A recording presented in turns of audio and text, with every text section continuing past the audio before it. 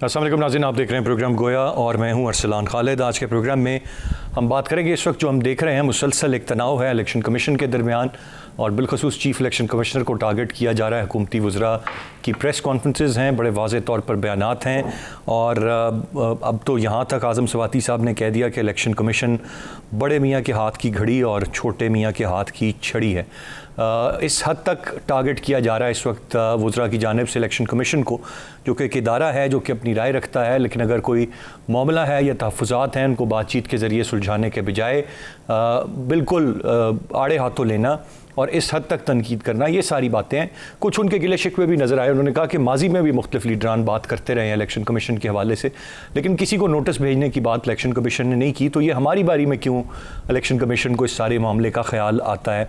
जब से election commission chief election commissioner ने या इलेक्शन कमीशन ने बतौर इदारा कुछ अच्छी बातें की, तो अपोजिशन ने यह फ़ैसला कर लिया कि वो इलेक्शन कमीशन का भरपूर दिफा करेंगे। और उसी सारी सूरत हाल में जो हुकूमती वज़रा हैं वो सामने आ गए। अब अपोजिशन ये दावा कर रही है कि इमरान खान साहब ने अपने वज़रा को ये टास्क दिया है कि आप जितने हमले कर सकते हैं वो इलेक्शन कमीशन पर करें। इस वक्त इलेक्ट्रॉनिक वोटिंग मशीन हो या ओवरसीज़ पाकिस्तानीज़ को वोट का हक़ देना हो, ये वो सारी बातें हैं। इस वक्त हुकूमत पुरज़्म है कि हम हर हाल में ये काम करेंगे और हमें ये काम करने से कोई रोक नहीं सकता। जबकि दूसरा मौक़िफ़ ये है कि एक मुनज़्ज़म धांधली इस सारे तरीक़ेकार में की जाएगी इलेक्ट्रॉनिक वोटिंग मशीन के इस्तेमाल से, और यही वजह है कि हुकूमत इतना ज़ोर दे रही है इस इलेक्ट्रॉनिक वोटिंग मशीन और बैरून मुल्क मुकीम पाकिस्तानियों को वोट का हक़ देने पर। एक मरतबा फिर हम इस सारी सूरत हाल में देख रहे हैं कि कंसेंसस, इत्तफ़ाक़ राय, सबको साथ लेकर चलना, ऑन बोर्ड करना और फिर फ़ैसले करना, वो चीज़ की हमें माजी में भी बहुत कमी नज़र आई, वो आज भी कमी। चीज़ें पार्लियामान में डिस्कस होकर कानून बनकर किसी भी तरह से लागू की जा सकती हैं, लेकिन कानून बनाने से ज़्यादा प्रेफरेंस ये हुकूमत सदारती ऑर्डिनेंस को अब तक देती आई है। अब इस सारे मामले में भी आगे किस तरह से मामलात चलेंगे, क्या कोई आइनी बहरान पैदा होने का ख़दशा, ये तमाम तर चीज़ें हैं जो हमारे सामने हैं। लेकिन जो रवैया है, मैं चाहूँगा उस पर हम ज़रूर बात करें।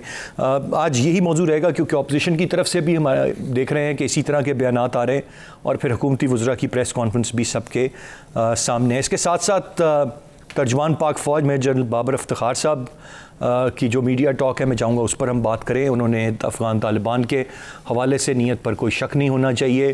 भारतीय मीडिया के हवाले से उन्होंने बड़ा वाज़े तौर पर जवाब दिया कि किस तरह से वो फ़ेक न्यूज़ क्रिएट करते हैं और बहुत सारी चीज़ें सोशल मीडिया पर चल भी रही हैं जहाँ पर उनके नाम नहाद एंकर्स जो हैं वो ऐसे ऐसे दावे अपने ज़राए के ज़रिए कर रहे हैं जिनका कोई ग्राउंड ही नहीं है।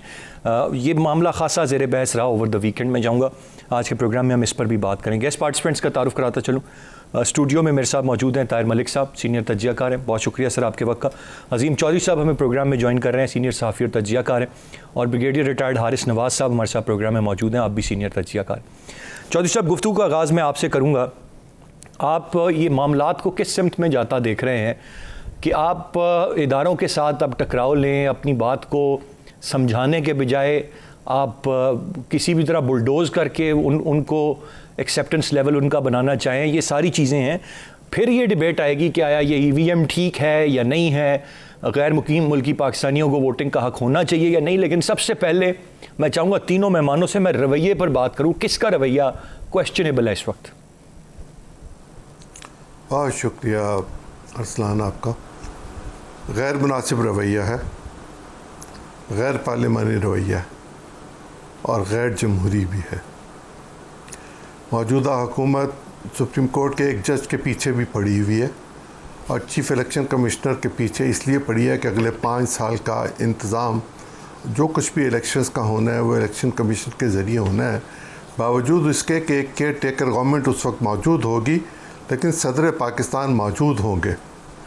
और सदर पाकिस्तान अगर चीफ इलेक्शन कमिश्नर से ये पूछते हैं कि आप इस्तीफ़ा कब देंगे, तो ये उससे भी ज़्यादा अफसोसनाक है। एक आइनी अदारा दूसरे आइनी अदारे के साथ इस तरह गुफ्तगू करे, ये जमहूरियत में कहीं नहीं हुआ करता। माजी में जितने भी चीफ इलेक्शन कमिश्नर रहे उनमें मेरा ख़्याल है सबसे भले आदमी फ़खरुद्दीन जी इब्राहिम थे। और फ़खरुद्दीन जी इब्राहिम साहब के दौर में जो इलेक्शन हुआ वो भी मुतनाज़ इलेक्शंस था और उस इलेक्शन के बाद वो कहीं कभी किसी को नज़र नहीं आए थे, वो घर चले गए थे। अगर मौजूदा चीफ इलेक्शन कमिश्नर को निशाना बनाना है तो अभी तो 2 इलेक्शन कमिश्नरों की तैनाती बाकी है, वो कैसे कर सकेंगे? और अगर यही रवैया रहेगा तो फिर चेयरमैन नैब की तैनाती कैसे हो सकेगी? अगर ये हुकूमत ऑर्डिनेंस के ज़रिए कॉन्स्टिट्यूशन को भी तब्दील करना चाहे तो हम कैसे उसको रोक सकते हैं? वो करने को कर लें, लेकिन ये हो नहीं सकता।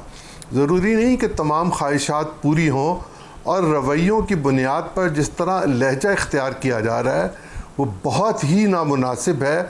आईनी इदारे बंद कमरे में बैठकर बात करते हैं, वो पब्लिक डिबेट पे नहीं जाते, और एक दूसरे पर कीचड़ उछालने की कोशिश नहीं किया जाया करती। ये डिक्टेटरशिप पे भी कभी नहीं हुआ, सख्त तरीन डिक्टेटरशिप पे भी कहीं नहीं हुआ। मिसाल दी जाती है फ़िलिपीन की, आप फ़िलिपीन के अलावा आपको कोई मुल्क नहीं मिलता जिसकी आप मिसाल दे सकें। और वहाँ सूरत तो यह है कि ये भी साथ बताया जाता है कि वहाँ पोलिंग स्टाफ को मार दिया जाता है, 100 लोगों को। पाकिस्तान में तो ये सूरत हाल नहीं है कि यहाँ पोलिंग स्टाफ को मार दिया जाए, यहाँ पोलिंग एजेंट्स के साथ लड़ाई ज़रूर हो जाती है। लेकिन आप मिसाल तो किसी ऐसे मुल्क की दें कि जिसके बारे में लोगों की ये राय हो कि वहाँ पर रवैये जमहूरी हैं और वहाँ पर जमहूरियत कायम है। इंडिया की मिसाल दे दें तो हम मान लें कि आप ठीक कह रहे हैं, आप अमेरिका की मिसाल दे दें तो हम कह लें मान रहे हैं। मशीन की बात तो हम बाद में करेंगे। रवैया इंतहाई नामुनासिब है, और चीफ इलेक्शन कमिश्नर को चाहिए कि वह असर्ट करे, अपने इख्तियारात को इस्तेमाल करे, इस आइन का तहफ़्फ़ुज़ करे, और अगर वो नहीं कर सकते तो फिर ये कहें कि मैं नहीं कर सकता। Rightly said. ब्रिगेड साहब, आप कैसे देखते हैं? दुनिया में हमने देखा कि दूसरी जंग अज़ीम के बाद लोग महज़ब हुए, उनको ये समझ आई कि फ़ाशिज़म या फ़ाशिस्ट अप्रोच ठीक नहीं होती, मिल बैठना, बात करना, ये मसाइल का हल होता है।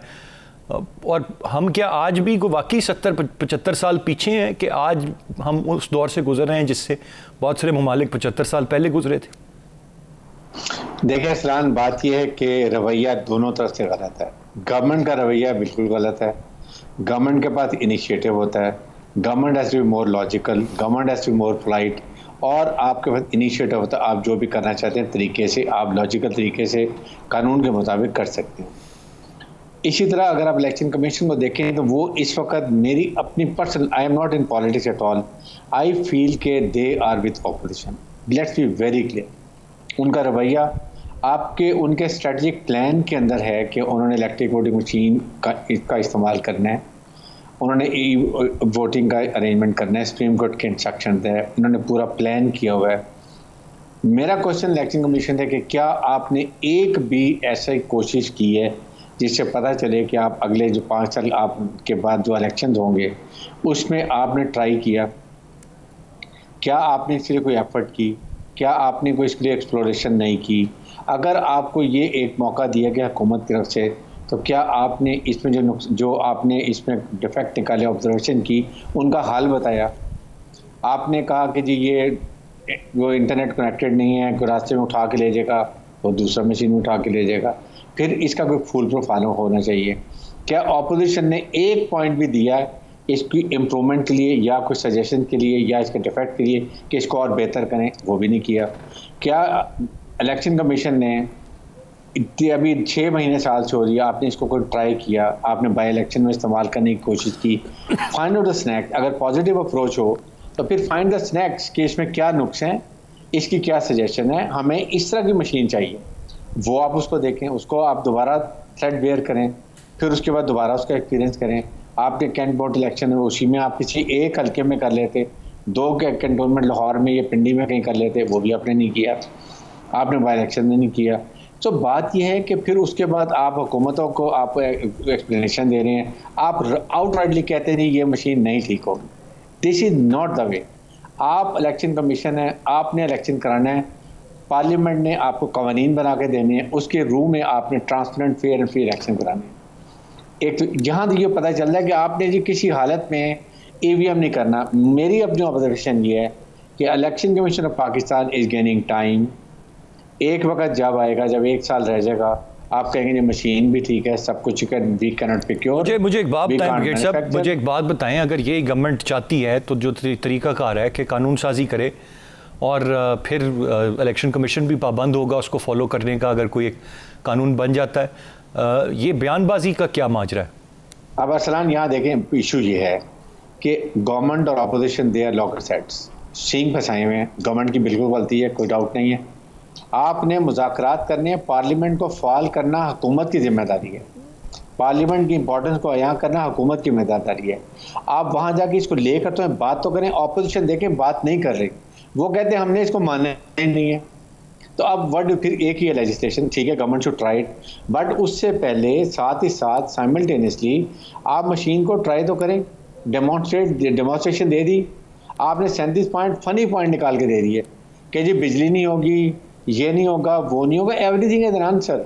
या उसका कोई हाल बताएं, हाल बताने के बाद कहीं हमें ठीक करके दें, we will try it, we want to go for it. हम भी चाहते हैं कि फिर ना ठप्पा, ना जाली वोट, ना 100 साल पुराने वाले के वोट, ना कुछ, ये हर दफा प्रॉब्लम है। राइटली सेड साहब, आपका पॉइंट आ गया सर, पॉइंट आ गया। मैं जरा ताहिर मलिक साहब को शामिल गुफ्तगू कर लूँ। मलिक साहब, कैसे देख रहे हैं आप इस सारी सूरत हाल को? क्या ये हुकूमत कन्विंस नहीं कर पा रही, अपोजिशन कन्विंस ही नहीं होना चाह रही? ये लड़ाई है किस बात की? क्योंकि जो मैंने बात की रवैयों की, तो बड़ा वाज़ेह है, अपोजिशन का ये मानना है कि ये धांधली करेंगे, ये इसलिए ये मशीन ला रहे हैं, ये अपने इक़्तिदार को मज़ीद तवील करना चाहते हैं और इसके ज़रिए ये ओवरसीज़ पाकिस्तानीज़ के वोट भी डालेंगे, इधर से भी मैनिपुलेट करेंगे और चीज़ें अपने हक़ में कर लेंगे। इसके अलावा क्या है? एक तो लॉ में इंटेंशन और परसेप्शन मैटर करती है। तो एक अपोजिशन के अंदर ये जिस तरफ आपने इशारा किया कि गवर्नमेंट की इंटेंशन है, परसेप्शन है, ये भी दूर करना उनका काम है। लेकिन जितने भी पॉपुलिस्ट रजीम आए हैं उनके अंदर लॉ मेकिंग एक चैलेंज है। आप इंडिया में इंडियन सिटीज़न बिल देख लें, टर्की में एर्दोगान और डोनाल्ड ट्रंप ने जो वहाँ लेजिस्लेशन की, जिस तरह ये डिसरिगार्ड करते हैं डेमोक्रेटिक और पार्लियामेंट्री नॉर्म्स का। तो हमारी ऐसा नहीं कि पार्लियामेंट के अंदर मुख्तलिफ जमातें होती हैं, इंतखाबात की फ़िज़ा के बाद पोलराइजेशन ख़त्म होनी चाहिए। लीडर ऑफ द हाउस और लीडर ऑफ द अपोजिशन के 3 साल हो गए, मीटिंग ही नहीं। रूल्स ऑफ बिजनेस के तहत आपने बहुत सारे आइनी जो सरबराह हैं, इदारे हैं, उनका तकर्रर करना है और मुशावरत के तहत करना है, जिसमें एक चेयरमैन नैब हैं, जिसमें CEC हैं।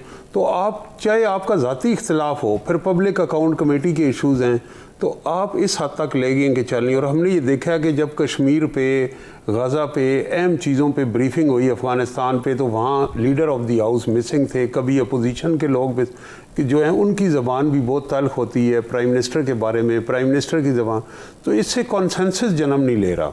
हम तो ये दोनों तरफ से ख़राब हैं, लेकिन गवर्नमेंट पे ज़्यादा रिस्पॉन्सिबिलिटी आती है। और हम ये जो तासर देते हैं कि सियासतदान इकट्ठे नहीं होते, ये बात दुरुस्त नहीं है। यहाँ पे करारदाद मकासद के लिए इकट्ठे हुए, 73 कॉन्स्टिट्यूशन में इकट्ठे हुए।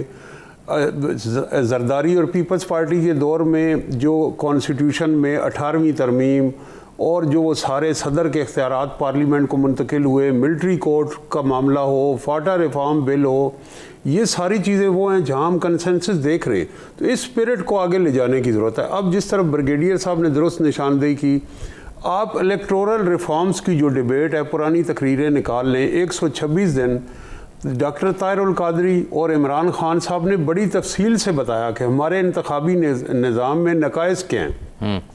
सिर्फ एक नुक्ते पे हम फंस गए।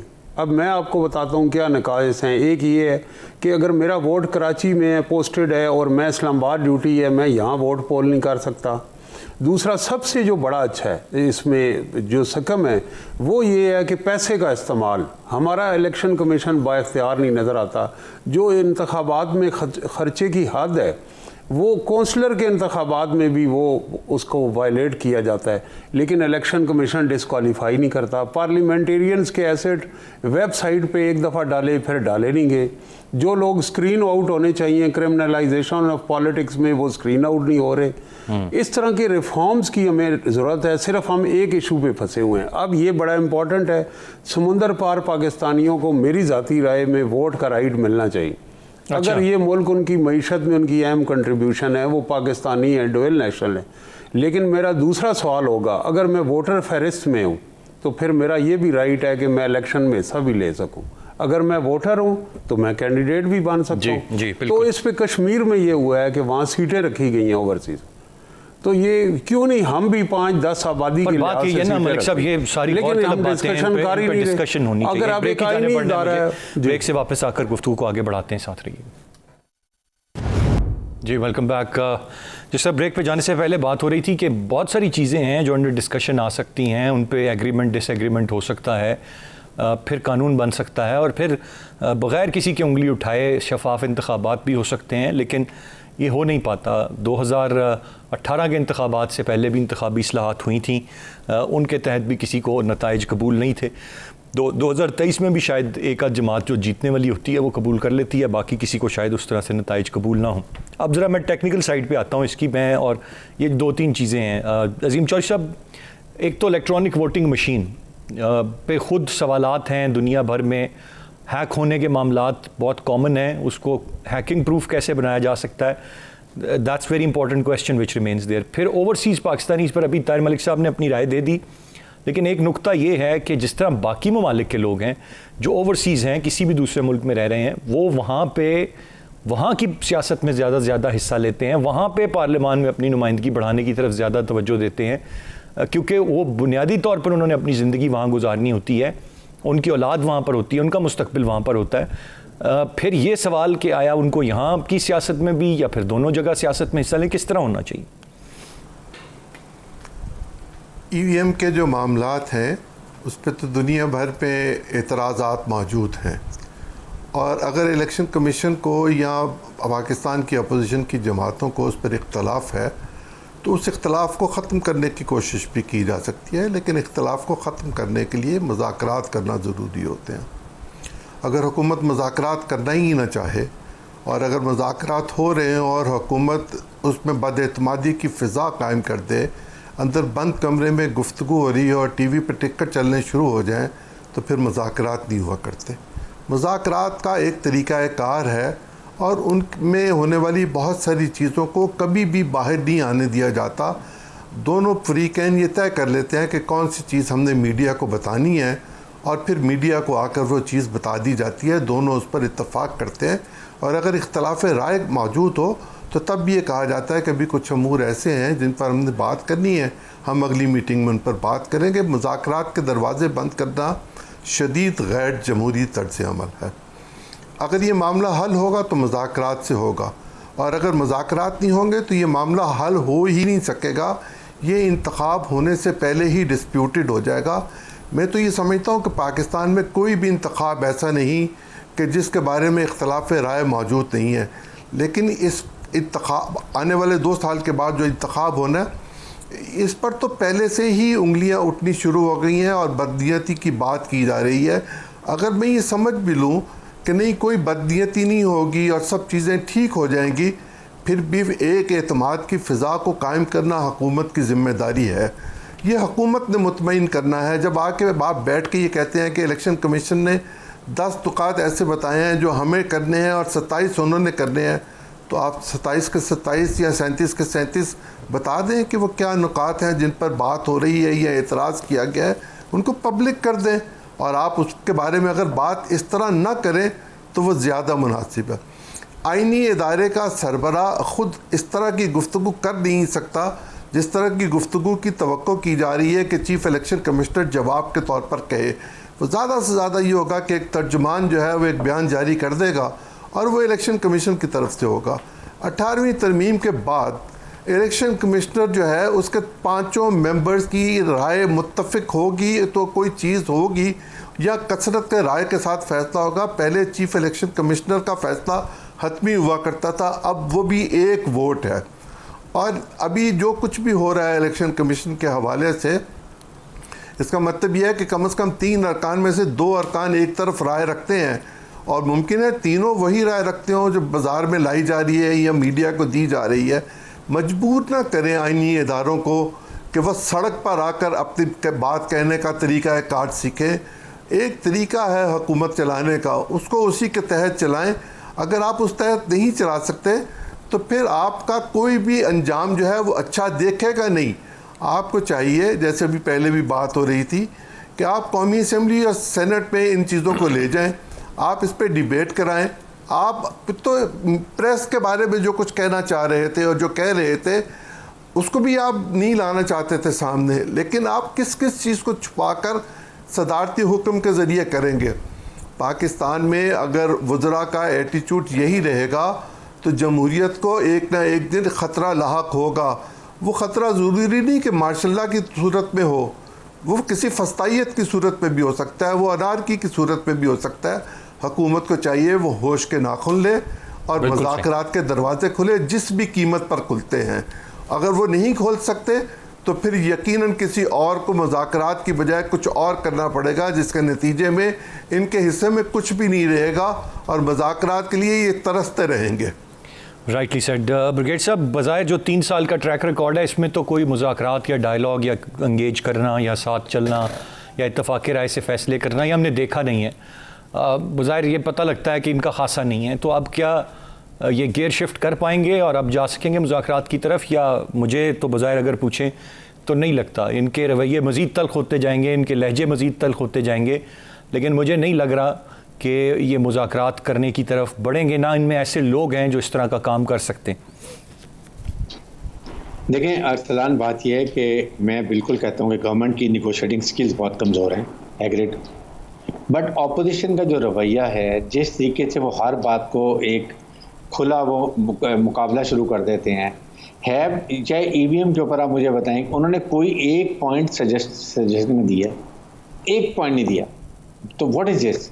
आप कहें आप 50 पॉइंट दें, आप कहें ये नुक्स है, ये नुक्स है, ये नुक्स है। उनको कहने की ब्रिगेड साहब अब जरूरत ही क्या रह गई? जब इलेक्शन कमीशन ने उस पर 37 तहफ़्फ़ुज़ात दे दिए तो उन्होंने कहा भाई लेकिन नहीं, election commission is separate, opposition is separate and government is separate. Government का एक पॉइंट ऑफ व्यू, सर वो देखें ना ब्रिगेड साहब, जो एक दो डिमॉन्स्ट्रेशन की वीडियोस जारी की गई, कहीं एक टॉक शो में कोई डिमॉन्स्ट्रेशन डिबेट के साथ की गई, ऑपोजिशन के पास वो मशीन नहीं है, उसका एक्सेस नहीं है, उनकी टीम के पास वो एक्सेस नहीं है, उनके टेक्निकल एक्सपर्ट्स का, जो आईटी के एक्सपर्ट्स हों जो उस तरह से परख सकें। तो वो किस तरह से उस पर कोई टेक्निकल ओपिनियन अभी दे सकते हैं? तो एक जनरल परसेप्शन की बात कर रहे हैं कि ये इनके कंट्रोल में होगी तो दे गोइंग टू हैक और वो रिजल्ट्स अपनी मर्जी के कर लेंगे। देखें, इसका 2 सेकंड तरीका है। ये प्रोक्योर किसने करनी है? इलेक्शन कमीशन ने खरीदना, इलेक्शन कमीशन ने। आप एक और इंडिजिनस को और ले हैं, बाहर की वो ले हैं। सर ये सरकार खुद बनाने जा रही है, सरकार खुद बनाने जा रही है। नहीं, देखें ये सरकार की है ना, इसको इसके मुकाबले में कोई और इंडिजिनस मुल्क में बन रही है। अल्टीमेटली खरीदनी इलेक्शन कमीशन ने है। इलेक्शन कमीशन को फंड के एलोकेशन होती है, हुकूमत ये नहीं खरीद सकती। हुकूमत कहती ये नहीं, और आपको ना मजबूर कर सकती कि यही लें। उधर आपकी वजारत साइंस टेक्नोलॉजी पूरा बजट बता के बैठी है कि 2 साल में हम कितनी मशीनें खरीद सकते हैं और किस तरह हम कर सकते, इनफैक्ट बना सकते हैं। मेरी नज़र से तो बनाने की बात गुजरी है। मैं नहीं जानता कोई टेंडर देंगे, कोई निजी कंपनियां होंगी, कौन होगा, किस तरह बनेंगी, ये भी एक सवाल है कि इतने कम अरसे में इतनी मशीनें कैसे बनेंगी। देखें यही वो तो कहते हैं 6 महीने बना लेंगे। इशू ये है, ये इलेक्शन कमीशन का काम है। सेकंड ये कि आप सजेशन दें ना, आपने नुक्स निकाल दिए, अब आप बताएं इसको और बेहतर कैसे करना है, इसको क्या चीज़ चाहिए। अगर आप ये आपने सींग फंसा ली हैं दोनों ने, इसका हल क्या, कौन सफ़र करेगा? People of Pakistan. हमने ट्रांसपेरेंट, हमें इलेक्शन चाहिए फ्री फेयर। इसमें नहीं चाहिए कि ये ठप्पा लग गया, ये इलेक्टोरल। लेकिन जब इनका मैनिफेस्टो था उसमें इलेक्टोरल रिफॉर्म्स करेंगे, उसके बाद आप मदरसा रिफॉर्म करेंगे, नेशनल एक्शन प्लान में भी पुलिस रिफॉर्म करेंगे, जुडिशल रिफॉर्म करेंगे। नथिंग हैज हैपेंड, क्योंकि एवरीबॉडी वो एक दूसरे के अपनी डिमांड में काम कर। जुडिशरी सिर्फ हुकूमत को तनकीद या अपोजिशन को पकड़ लिया, ये कर लिया, अपना काम नहीं करना। जुडिशरी ने आज तक बताएं अपनी रिफॉर्म्स क्या की हैं। लोअर कोर्ट्स में बेचारे 25-25 साल के धक्के को लोग खाते हैं, जुडिशरी ने क्या किया? नथिंग। साल में तो अंग्रेज़ों के वक्त में 2 महीने की छुट्टी होती थी, ये 2 महीने की छुट्टी चले जाते हैं। भाई आप कौन सा मुल्क में रह रहे हैं? कोई रिफॉर्म्स आपने किए हैं? सवाए इसको पोस्ट किया, उसका स्टे ऑर्डर कर दिए, उसको ये करिए, उसका स्टे ऑर्डर कर दिए। So we need to do reforms all this. ये पाकिस्तान ऐसे नहीं चल सकता। ये हमें सोचने की बात है और ये हमें सबकी कलेक्टिव रिस्पॉन्सिबिलिटी है। आप मुझे ये बताएं, कोई शरीफ आदमी, पढ़ा लिखा, बाकिरदार, अच्छा आदमी इलेक्शन जीत सकता? नहीं जीत सकता। So you need to go for reforms, find certain criteria रखें जी कि क्या होगा। इलेक्टोरल रिकॉर्डिंग मशीन आएगी तो कम अज़ कम जो लोग खड़े होंगे, अच्छे लोग, वो शायद जीत भी सकें। ऐसे तो जी वो बेचारा ना धांधली कर सकेगा, ना ठप्पे लगा सकेगा, उसने हार नहीं हारना है। ठीक, जैसा पॉइंट आ गया, मैं ज़रा आगे पढ़ूंगा। ताहिर मलिक साहब, जो बात आपने कही थी, आपकी राय में ओवरसीज़ पाकिस्तानियों को हक मिलना चाहिए, बहुत लंबी डिबेट है ये बीट सेल्फ। मैं और आप तो आपस में ये बात कर ही सकते हैं, अब पाकिस्तानी, ओवरसीज़ पाकिस्तानियों की भी बहुत सारी कैटेगरीज हैं, वो बहुत सारे मुल्कों में हैं। कई ऐसे हैं जिनकी कोई जनरेशन कहाँ से कहाँ, अब चौथी जनरेशन है, जिनको पता ही नहीं है, they can not even speak Urdu, हमारी ज़ुबान भी नहीं बोल सकते। उनको वोट का आप हक दे दें, जिनका आना जाना, इनमें बहुत सारे ऐसे हैं जो यहाँ किसी को स्पॉन्सर नहीं करते, कोई फॉरेन रेमिटेंसेस नहीं भेजते, उनके अब वो यहाँ आते हैं अपने लिए ट्रिप पे साल 2-3 में एकदम। कैसे आप ये आइडेंटिफाई करेंगे कि किस पाकिस्तानी को देना है हक और किसको नहीं? और फिर क्या, जिस तरह हम दीगर ममालिक देखते हैं कि वो बाहर अपना नाम पैदा करते हैं, बड़े बड़े ओहदों पर पहुँचते हैं, वहाँ पर अपनी नेटवर्किंग करते हैं अपने मुल्क, वो बेहतर है कि वो करें या वो यहाँ की सियासत में दिलचस्पी? देखिए, इसमें दोनों प्रो एंड कॉन्स हैं और इस पे डिबेट इसी पे होनी चाहिए। लेकिन इसका जो मेरी नॉलेज है उसके मुताबिक जिनका पाकिस्तान के इलेक्टोरल रोल्स में, वोटर फहरिस्तों में नाम है और वो बैरून मुल्क मुकीम है, वही इसमें वोट डालने के अहल हों। यानी अगर उनके बच्चे जो हैं वो इलेक्टोरल लिस्ट में नहीं हैं, बाहर हैं और उनके पास पाकिस्तानी आइडेंटिटी नहीं है, तो वो अहल नहीं होंगे। और इसमें दूसरा सबसे बड़ा जो मैं ये समझता हूँ कि हमारे पास 60% के लोग जो हैं वो वोटर टर्न आउट में वो वोट डालते ही नहीं, वो इंटरेस्टेड ही नहीं। सबसे बड़ा चैलेंज तो ये होना चाहिए कि हर इंतखाबात का जो वोटर टर्न आउट है वो 40 से 45% के दरमियान, एक इतनी बड़ी मेजॉरिटी घर के अंदर बैठी है न्यूट्रल, क्योंकि उसके परसेप्शन है कि मेरा वोट मैटर ही नहीं करता। और जहाँ तक आपका है कि ये ठीक है, इसमें भी जो ये कह रहे हैं ओवरसीज़ पाकिस्तानीज़ को वोट का राइट मिल भी गया, तो गवर्नमेंट की बहुत बड़ी मिसपरसेप्शन है कि वहाँ वोटर टर्न आउट क्या रहेगा। एक बंदा अपनी मजदूरी छोड़ के सफारत खाने में जाएगा, पोल करेगा, ज़रूरी नहीं कि वो जो रजिस्टर्ड वोट हैं वो। अंडरस्टैंडिंग फॉर श्योर ये है ना कि ओवरसीज़ पाकिस्तानी PTI से इमरान खान साहब से मोहब्बत करते हैं और उनका वोट भी हमें पड़ेगा। इसमें तो there is no second opinion, we all are so sure about. ये ओपिनियन कैसे डेवलप हुई कि बाय इलेक्शंस में गवर्नमेंट ने लूज़ किया? अब ये आई ओपनर होना चाहिए, क्योंकि अगर आप डेमोक्रेट हैं कि लोगों को जो तब्दीली का ख्वाब दिखाया या डिलीवर, आम आदमी की ज़िंदगी और मुश्किलात का शिकार हो गए, बजाय इसके कि आप डिलीवरी बेहतर करें, परफॉर्मेंस बेहतर करें, आप एक नए मेथड से आ रहे हैं।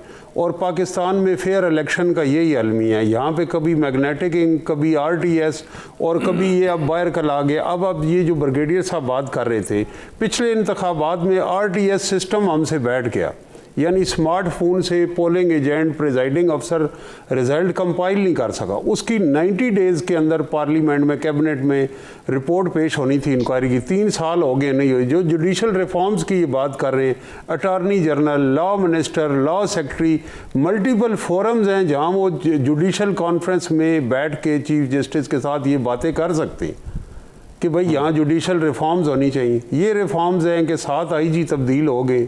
तो असल बात ये है कि चाहे ओवरसीज़ पाकिस्तानी हो, इस वक्त जो हालात हैं, आप माइक को लेके स्टूडियो से बाहर निकल के रोड पे खड़े हो जाएं तो आपको आटे दाल का भाव पता चल जाए। हम जो कंफर्ट जोन में कर, मुझे खुद आवाम के हुकूमती हमें खुद पता है, वी आर फेसिंग इट। फिर गवर्नमेंट को ये भी बात पता है। इसके लिए वो एक नया और उनके पीछे जो मेहरबान है उन्हें भी समझाने की ज़रूरत है कि अपनी डिलीवरी बेहतर करो।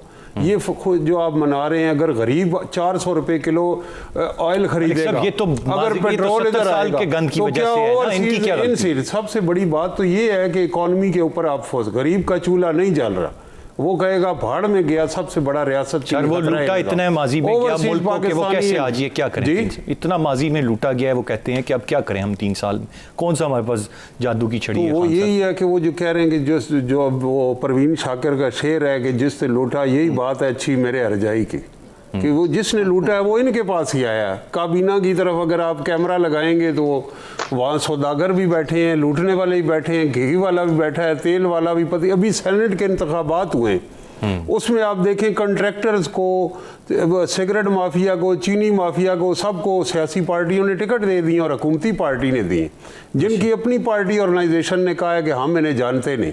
तो ये जो लोगों के साथ धोखा किया गया है कि नए लोग आएंगे, तब्दीली आएगी, लूटा हुआ माल बाहर से आएगा, इसका हिसाब कौन दे? खैर उम्मीद करते हैं जी ये धोखा ना हो और हिसाब हमें और मज़ीद 2 सालों तक मिल ही जाए, नहीं तो फिर ओवरसीज़ पाकिस्तानी तो वोट दे ही देंगे। एक ब्रेक की जाने बढ़ते हैं। ब्रेक से वापस आकर मैं चाहूँगा ज़रा अफ़गानिस्तान की सूरत हाल पर भी एक कॉमेंट अपने मेहमानों से लें, साथ रहिएगा। जी वेलकम बैक। कुछ बात करेंगे अब जो इस वक्त तर्जुमान पाक फ़ौज ने बड़ा वाज़े तौर पर कहा है कि अफ़गान तालिबान की नीयत पर शक की कोई वजह नहीं है और यकीनन जिस तरह से अब तक वो प्रोसीड कर रहे हैं और जो चीज़ें सामने आ रही हैं उनसे अंदाज़ा हो रहा है कि उनके रवैये मुख्तलिफ हैं। लेकिन साथ साथ हम देख रहे हैं कि मुख्तलिफ़ तरह की इतलात पड़ोसी मुल्क भारत से मतलब वहाँ सहाफ़त के मेयार और ज़राए पर भी शक होता है कि शायद बाकी चीज़ों की तरह हमारा जो हमसाया मुल्क है उसने वो चीज़ें भी नहीं सीखी हैं। मैं चौधरी साहब आपसे जानना चाहूँगा कैसे देख रहे हैं आप इस वक्त जो डेवलपमेंट्स हैं इन अफ़गानिस्तान और अब तक कोई उस तरह के बड़े हमले नहीं हैं, चीज़ें नहीं हैं। Do you think it's going towards stability?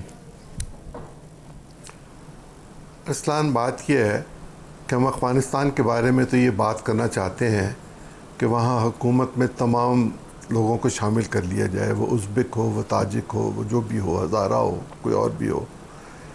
लेकिन पाकिस्तान में हम मुज़ाकरात नहीं करना चाहते। हमें अफ़गानिस्तान का दुख बहुत अज़ीज़ है।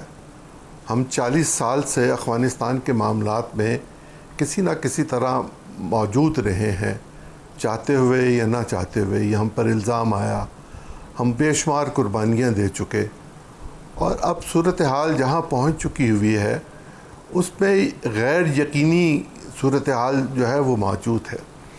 अगर इंटरनेशनल मीडिया को पढ़ा जाए तो ये पता चलता है कि ख़वातीन के लिए काम करना वहाँ मुश्किल होता चला जा रहा है। अगर तालिबान की बात सुनी जाए तो कुछ ऐसा महसूस ही नहीं हो रहा, लेकिन वहाँ भी मुज़ाकरात के रास्ते शायद बंद किए जा रहे हैं। अगर वहाँ मामलात खुले होते मुज़ाकरात के लिए तो हिकमत यार जैसे शख्स को या अहमद शाह मसूद के बेटे जैसे नौजवान को वो साथ शरीक रखते।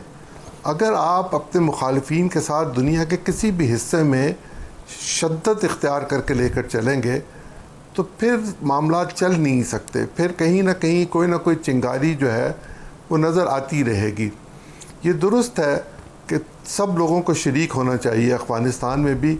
ये भी दुरुस्त है कि पाकिस्तान में मुज़ाकरात होने चाहिए। अगर हम इंडिया के साथ मुज़ाकरात कर सकते हैं, अगर हम अमेरिका के साथ मुज़ाकरात कर सकते हैं तो फिर हमें अपने आप को ज़रा देखना चाहिए, अपने आप को समझना चाहिए कि हम में क्या आना है कि हम पाकिस्तान के मामलात पे गुफ्तगू करने से एतराज़ करते हैं और हम बाहर के मामलात पे ये मशवरा देते हैं कि गुफ्तगू के ज़रिए हल कर लिया जाए। ये ठीक है कि जो कुछ पाकिस्तान की फ़ौज के तर्जुमान ने कहा, उन्होंने हुकूमत की पॉलिसी का इयादा किया, उन्हें यही करना चाहिए। यही काम है फ़ौज का कि वह हुकूमत की दी हुई पॉलिसीज़ को लेकर चले और हुकूमत का काम है कि वो फ़ैसला ख़ुद करे और अपने फ़ैसलों पर अमल दरामद को यकीनी बनाए, लेकिन फ़ैसले मुशावरत के ज़रिए हुआ करते हैं। बिल्कुल सही। ब्रिगेड साहब आपसे जानना चाहूँगा, एक तो कैसे देख रहे हैं आप अफ़गानिस्तान की सूरत हाल को, और फिर जिस तरह बिकॉज़ आप भी बहुत फ्रीक्वेंटली अपीयर होते रहते हैं ऑन डिफरेंट टॉक शोज़, जो एक उन्होंने माहौल बनाया होता है उसमें किस तरह की ख़बरें और क्या चीज़ें चल रही होती हैं। मतलब अब तो ये इस हद तक शर्मिंदगी के बावजूद भी आया ये प्रोग्राम करते रहेंगे जब दुनिया के बड़े बड़े इदारों ने इस खबर को छापा है, BBC तक इस पर बात कर रहा है कि आप किस तरह से एक ऐसी बेबुनियाद बात कहते हैं जिसकी कोई ग्राउंड रियलिटी नहीं। देखें अरसलान, ये इंतहा से ज़्यादा घिरे हुए और ये इस वक्त बिल्कुल वुंडेड जो लाइन कहते हैं ना, वो ये है, ज़ख्मी शेर है। इनको समझ नहीं आ रहा। आज कोई भी दुनिया का कोई ये मान सकता है वो तालिबान जिन्होंने रशिया को, सोवियत यूनियन को और उसके बाद अमेरिका को शिकस्त फाश दी है, वो तालिबान पंजशेर में जाके अपने एरिया में नेटिव्स होते हुए अपने वहाँ जाके पंजशेरियों को क्लियर नहीं कर सकते। क्या ये एक जनरल बख्शी मेरे साथ प्रोग्राम में थे, मैंने कहा आपकी इतनी सर्विस है, आपकी इतनी एज है, आप हमारे सामने दुनिया के सामने झूठ बोल रहे हैं कि वहाँ पर कोर कमांडर 11 कोर कमांडर में बैठा हुआ है, वहाँ पर 2 कमांडो बटालियंस हैं, वहाँ पर 1 स्क्वाड्रन टैंक का है, 1 आर्टिलरी रेजिमेंट है, ड्रोन है, अटैक हेलीकॉप्टर्स हैं, क्लियर कर रहे हैं। I mean nobody could by this idea. इससे अंदाज़ा लगाएं कि वो किस लिमिट तक जा सकते हैं अपनी खबर को सच्चा साबित करने के लिए, बाद में ज़िले लोग रुस्वा होने के लिए। सेकंड ये कि जब अफगान तालिबान कह रहे हैं कि उन्होंने देखें एक दुनिया के प्रेशर में ब्लैकमेलिंग की जा रही है उनको कि जी आप इस वक्त जल्दी करें, उन्होंने हुकूमत बनाई, बट उन्होंने इंटरम अबूरी हुकूमत बनाई है। उन्होंने कहा आर्जी हमारी हुकूमत है, ताकि हुकूमत का निज़ाम संभाल के वो स्टेबलाइज थोड़ा सा हालात को कर सकें। आई एम श्योर कि वो 4-5 साल वहाँ पर दोहा में वो मुज़ाकरात किए इंटरनेशनल कम्युनिटी से, they understand the politics now. वो ज़रूर मेरे हिसाब से वो तालिबान उनको लेंगे, उज़्बेकिस्तान को भी लेंगे, ताजिक को लेंगे, हज़ारात को लेंगे, ईरान की जो एक तहफ़्फ़ुज़ात हैं उनको भी दूर करेंगे, but it will take 2-3 months, but that doesn't mean कि इस दौरान में आप ब्रिगेड साहब एक और जो ताज़ा तरीन अभी डेवलपमेंट है जिसका शायद हम सोच रहे थे ऐसा नहीं होगा, बट अब इंग्लैंड की टीम्स ने भी माजरत कर ली है पाकिस्तान आने से। बड़ा ओवर द वीकेंड इस कौम में बड़ी मायूसी रही, बहुत कौम उदास रही, मायूस रही कि बड़ी ठीक सिमत में हम जा रहे थे, but this somebody is playing a dirty game here. कोई तो है जो कुछ कर रहा है। मैंने आपको अभी यही बात बताई थी, New Zealanders are totally controlled by UK, और ये I was expecting definitely it had to happen. ये सारा किया धड़ा ही इंग्लैंड का, कभी रेड लिस्ट में पाकिस्तान का डालो, ये अमेरिका, इंग्लैंड, उसके बाद ऑस्ट्रेलिया, इंडिया, ये जो एक क्वाड ग्रुप भी बने जिसमें जापान भी शामिल है, फिर एक नया बन गया ऑस्ट्रेलिया, इंग्लैंड और अमेरिका, जिसमें फ्रांस को बजाग लगी सबमरीन के ऊपर। ये एक नए ब्लॉक्स बन रहे हैं। इसके लिए ये अब इस रीजन में 2 आपके न्यूक्लियर मुल्क हैं, 2 आपके बड़े स्ट्रॉन्ग मुल्क हैं, वीटो पावर रखते हैं, प्लस आपका सेंट्रल एशिया है, देन पाकिस्तान है, ईरान है। वी हैव टू थिंक कि हमने अपने रीजन को कैसे स्ट्रॉन्ग करना है। India is going to be exception, क्योंकि वो चाहते हैं कि इंडिया को यूज़ करें पाकिस्तान के खिलाफ, इंडिया को इंसर्कल करने के लिए साउथ चाइना सी में हर जगह पर they want to. Rightly said brigade साहब, पॉइंट आ गया। मैं ज़रा ताहिर मलिक साहब का भी पॉइंट ले लूँ। मलिक साहब, you were part of that show as well. ये क्या सूरत हाल ये बनाते हैं और क्या मामला है, तो और इतना नॉनसेंस मीडिया इनका होने के बावजूद ये हमारे तो बिल्कुल पीछे पड़े हुए हैं। ये अफ़गानिस्तान के मामले के बाद, और अब ये क्रिकेट के मामलात में हमारे जब हम देख रहे थे कि चीज़ें बेहतर हो रही हैं, मामलात बेहतर हो रहे हैं, तो इस तरह से ये सब कुछ होना। इसके 3 पहलू हैं। एक तो ये है कि देखें, पाकिस्तान का जो मीडिया है उसके ऊपर फॉरेन पॉलिसी की डिबेट में डिफरेंट पर्सपेक्टिव आते हैं, लेकिन इंडियन मीडिया में जब आप जाते हैं वहाँ एक ही पर्सपेक्टिव का, जर्नलिस्ट का भी वही पर्सपेक्टिव है जो रिटायर्ड जज का और रिटायर्ड जनरल का, तो उसके अंदर वहाँ कोई डिबेट नहीं है। तो इसलिए आज से इंडिया पाकिस्तान के खिलाफ है। सेकंड उनका ये कि बीजेपी का इस वक्त एजेंडा है राइट विंग हिंदू एक्सट्रीमिज़म का, कि पाकिस्तान को, मुस्लिम्स को और तालिबान को और अफगानिस्तान को एक तरह पोर्ट्रे करता है, और उसका उन्हें पॉलिटिकल माइलेज हासिल होती है। तो ये लोग बीजेपी के नैरेटिव के लिए ये काम है। इंडिया के अंदर भी जो बाशऊर लोग हैं वो इन बग को और इसको इन टॉक शोज़ को संजीदा नहीं लेते। कई हमारे जानने लोग कहते हैं कि हम तो इधर ये देखते ही नहीं।